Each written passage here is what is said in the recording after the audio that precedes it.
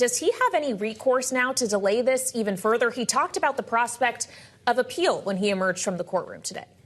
He did, but I think the prospects are a little slim for that at this point. You know, as you said, this trial was supposed to start already, and so it was actually supposed to start today. So it's been delayed over this last-minute evidence issue. There was a full hearing on all of these arguments today, and frankly, the judge really grilled Trump's lawyers in court about how late they were in requesting this evidence to begin with, and sort of rejected this whole argument. So the judge seems adamant about starting this trial on time this time around, April 15th. Of course, Trump has every right to try to do a last-minute appeal from court here, but for right now, we're planning on this trial beginning. An appeals court managed to slash by more than 2/3, Eric, as we mentioned, the bond that the former president, is due to post in the New York civil trial. This is a separate case here. It came down to $175 million. Based on what Donald Trump had mentioned, that still could be too much money, though. Right now, he says he could post bond. Yeah, you know, he has said all along in this case as he's been trying to get this bond reduced. He had previously told the appeals court to either waive the bond altogether or allow him to post a smaller one of $100 million, which he said was the most he was really able to secure with these insurance companies that arrange these bonds. But as you said, Trump said today, once this $175 million bond was arranged, that he would pay it. So he did say on Friday, he went on Truth Social and said that he has $500 million in cash. Theoretically, if that's true, he'll be able to use cash to secure this bond. So he has 10 days to do that. And it's based on his comments today, it seems like he will. Eric, thank you for the update. I know it was a busy day for you. It's great to have your reporting to kick us off here. Eric Larson with us from New York. Elsewhere, the UN Security Council approving a resolution demanding an immediate ceasefire in Gaza during the Muslim holy month of Ramadan, marking the first time the council has agreed to do so in the near 6 months since the Israel-Hamas war began. National Security Council spokesman John Kirby discussed the U.S. decision to abstain from that vote. Today, as you all know, we abstained on a UN Security Council resolution calling for a ceasefire in Gaza till the end of Ramadan and the release of all the hostages. Our vote does not, I repeat, does not represent a shift in our policy. We've been very clear, we've been very consistent in our support for a ceasefire as part of a hostage deal. For more, let's bring in Bloomberg White House correspondent Michelle Jamrisko. Michelle, it's good to see you.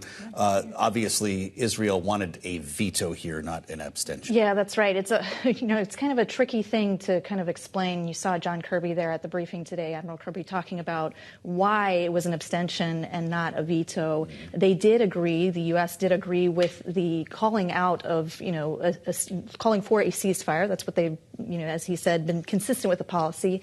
However, Israel did not like the fact, and the U.S. did not like the fact that there was not a mention of the Hamas attack and Hamas's role in this. So it was a very fine line. Israel, of course, forcing the issue, wanting a full veto and a full-throated support there, and then the U.S. kind of caught in the middle here where they're constantly having to say, yes, this is our ally. We defend their right and responsibility to defend themselves. However, some of these humanitarian concerns are growing in nature, and that's where the friction between the two allies is coming in.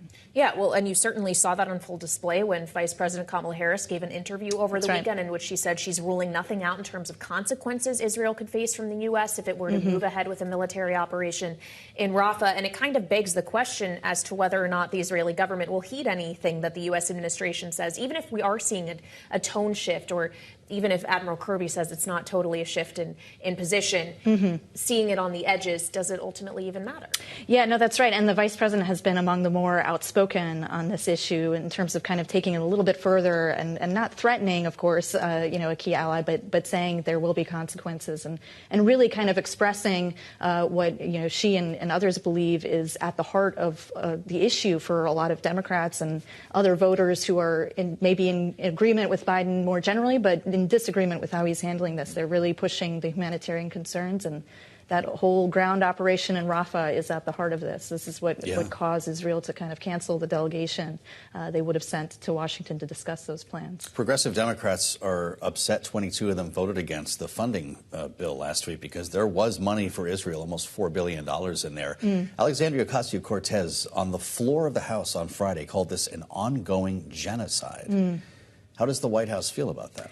Well, I mean, they can't agree with that language, and they don't. And I think there's constantly this sort of, complicated explanation that they have to give. Again, going back to this is an ally. They need to kind of pursue this fight against Hamas, but their enemy is not the Palestinian people. And that explanation hasn't been acceptable to a lot of, the progressives in their party. Which speaks to one of the great difficulties this president faces as he campaigns for re-election, trying to make sure the more progressive wing of his coalition stays with him, despite his stance toward being supportive of Israel. But on the subject of his re-election campaign, he's continuing his swing state swing. He's going to be in North Carolina tomorrow. What message is he really going to be trying to bring home? Well, I think what you're seeing, I mean, this is, of course, we're in the middle of two wars, but the campaign season goes on. And when he goes to places like North Carolina, these sort of kitchen table territory places, he's making the case on issues like price gouging, corporate price gouging, as he would say,